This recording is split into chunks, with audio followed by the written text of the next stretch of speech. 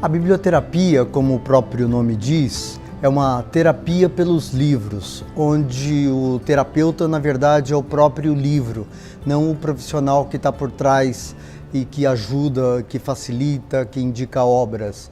O terapeuta, no caso, é o livro com a sua história, com o seu enredo, com os seus personagens, que tem uma capacidade extraordinária de mexer com as pessoas. Cada vez que a gente lê um livro, a gente se depara com determinadas situações que podem ser situações muito parecidas com aquelas situações que a gente viveu em algum momento da nossa vida.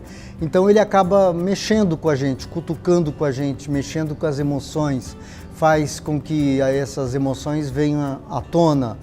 E muitas vezes são questões muito simples, mas que estão muito profundamente guardadas, enraizadas, e quando a gente é colocado em contato com essas outras realidades, que é a realidade da ficção, isso vem à memória, isso muitas vezes acaba levando a gente a ter processos catárticos, e é nesses momentos que as coisas saem. Quando as coisas saem, elas podem finalmente ser trabalhadas. Um livro é recomendado, a pessoa lê antes um livro e depois vai conversar sobre aquela história.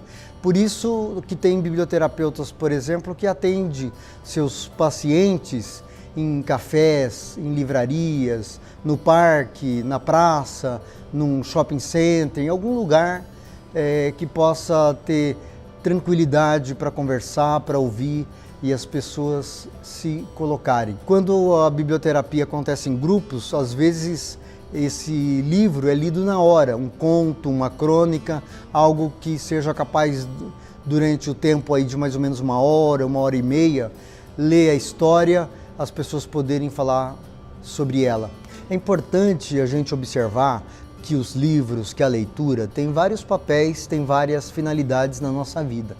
Para começo de conversa, ele entretém, ele ajuda a gente a passar horas maravilhosas com uma companhia incrível e com isso fazer viagens sensacionais sem ter saído do lugar. Conhecer lugares, conhecer situações, conhecer figuras, personagens. Ao mesmo tempo, e até por conta disso, os livros e a leitura nos ajudam a compreender, nos ajuda a ter um maior conhecimento. Com isso, ele nos permite, a partir do conhecimento, a partir da informação, inclusive ter cidadania. Mas quando a gente fala de biblioterapia, é um passo além. É essa capacidade que a leitura tem de mexer com a gente, de nos provocar. A gente sempre sai transformado por um livro. E eu acho que essa é a premissa básica da biblioterapia. Então, quando eu era pequena, por exemplo, meus pais brigavam muito. E aí eles me deixaram uma coleção de livros de fantasia onde eu me refugiava dessa adultice. Quando eu cresci, eu comecei a buscar entender os problemas que eu via no mundo e não tinha explicação. Então eu me refugiava novamente nos livros. Aquela angústia de falar, o que é isso? Né? O que eu estou sentindo? O que está acontecendo? O que são esses problemas? Qual é a razão de tudo isso?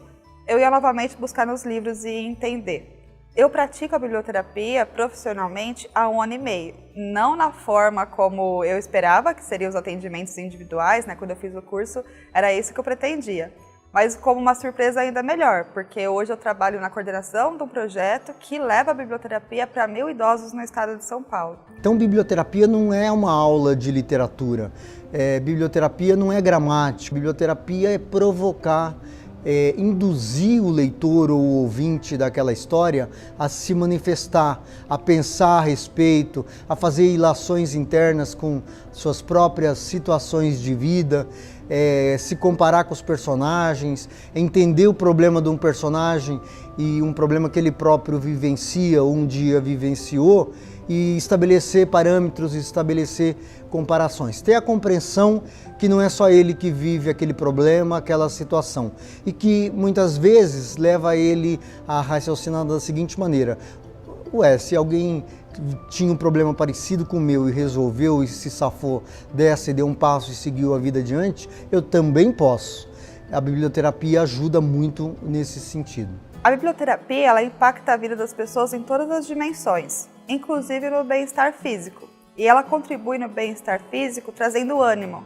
Porque para que a gente possa fazer qualquer atividade e se movimentar, a gente precisa de motivação de vontade e de animação.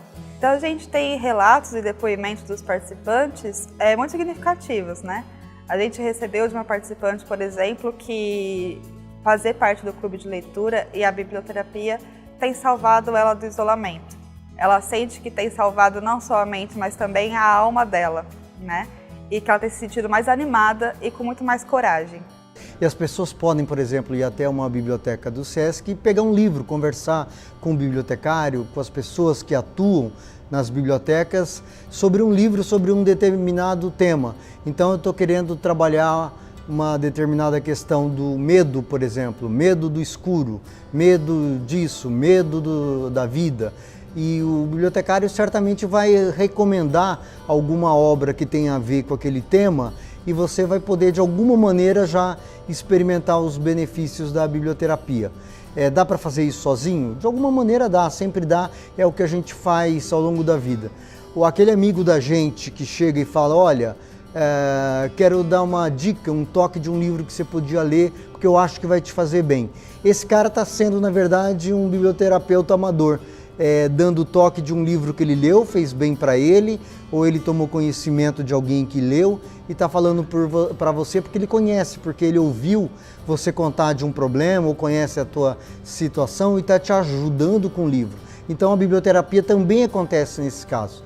É claro que quando você procura um biblioterapeuta que se preparou para isso, que estudou, que pesquisou, investigou, participou de um curso e tal, esse profissional está mais preparado, então ele tem mais condições de entregar um livro legal para você, ele tem mais condições para te ajudar, para te provocar, organizando uma consulta, conversas depois do livro que você leu, a partir do que você diz para ele, ele indica outros livros para você. De todo modo, você pode dar o primeiro passo indo até a biblioteca do SESC, por exemplo, e pegando livros, emprestando livros, levando livros, lendo livros que permitam que você comece a se debruçar e pensar e trabalhar intimamente sobre aquele tema. A biblioterapia, ela não só traz benefícios terapêuticos, mas ela também aproxima as pessoas da leitura, né? Então, eu criei esse hábito da biblioterapia buscando refúgio, buscando prazer. Agora, as pessoas que participam dos clubes de leitura, a maioria não tinha esse hábito. Até porque a pesquisa mostra que o idoso no Brasil, eles leem até 5 livros por ano. Essa é a média de leitura. É importante ressaltar que tem um livro próprio, específico para cada caso, para cada pessoa. Às vezes um livro que aborda a mesma situação, questão de luto, questão de morte, ou então questão de ansiedade, de depressão, bullying, humilhação, o sentimento de abandono. Então, para cada situação, o biblioterapeuta conversa com a pessoa, tenta entender qual que é o quadro, tenta entender o sentido de ajuda que a pessoa precisa, mas também a sua história de leitor. O leitor que lê sozinho, que tem autonomia para a leitura, e aquele que precisa que alguém leia para ele. E a partir disso é que escolhe um tipo de literatura, um tipo de livro, um tipo de história. Apesar de eu ter citado livros mais adultos, né, com benefícios da biblioterapia na minha vida, nos clubes de leitura com os idosos, eu percebo que a literatura infanto-juvenil também é muito utilizada e tem um potencial terapêutico muito grande.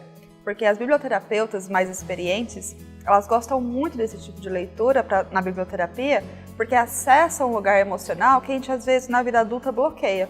Então a literatura infanto-juvenil, ela pode ser usada e é recomendada na biblioterapia para qualquer idade. Na rede pública, dentro da sala de aula, tinha uma menina que de uma hora para outra ficou quietinha, isolada, não brincava, não saía para o recreio, não falava, não se manifestava, não participava. Acabou a aula, aquela criança o pai veio buscar, foi embora e no dia seguinte voltou feliz da vida e falante.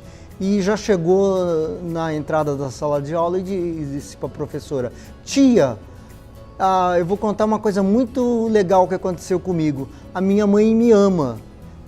A professora não entendeu nada, a aula seguiu, desenvolveu com as suas atividades, e aquela menina falando com os coleguinhas, interagindo e tal, ela percebeu que alguma coisa importante tinha acontecido. Aí, a hora que o pai voltou para pegar a sua filha, ela ia perguntar para ele, mas o próprio pai se antecipou e foi conversar com ela. Professora, não sei o que vocês fizeram aqui ontem, mas minha filha teve uma transformação incrível.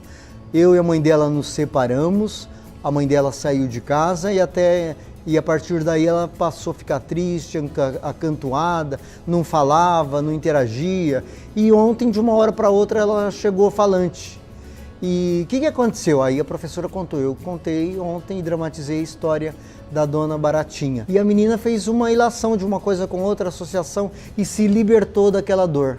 Então, olha aí a possibilidade incrível que o professor tem de atuar junto com seus alunos na sala de aula, porque ele conhece o aluno, ele percebe uma mudança de comportamento. A biblioterapia, quando ela é aplicada, o que ela pretende com isso, né?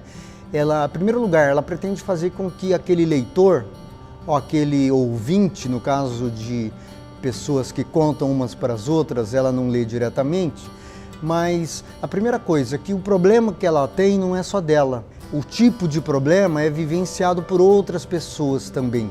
Isso dá um certo alento, isso dá um certo conforto. A biblioterapia, ela não só aproxima a gente da gente mesmo, mas ela também aproxima as pessoas. Então tem o caso inusitado que a gente vivenciou no projeto, do casal de namorados, que surgiu a partir do clube de leitura.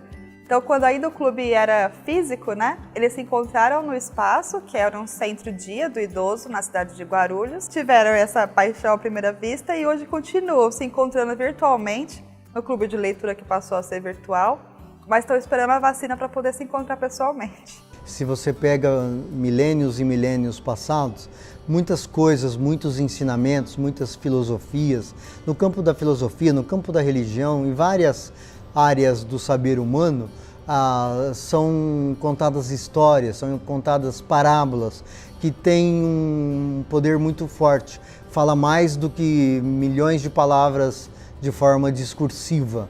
As pessoas conseguem entender porque tocam elas diretamente no coração. As fábulas fazem isso, né? Elas permitem, com poucas palavras, com poucas frases, poucas construções, uma ideia só, a gente entender e a gente se transformar.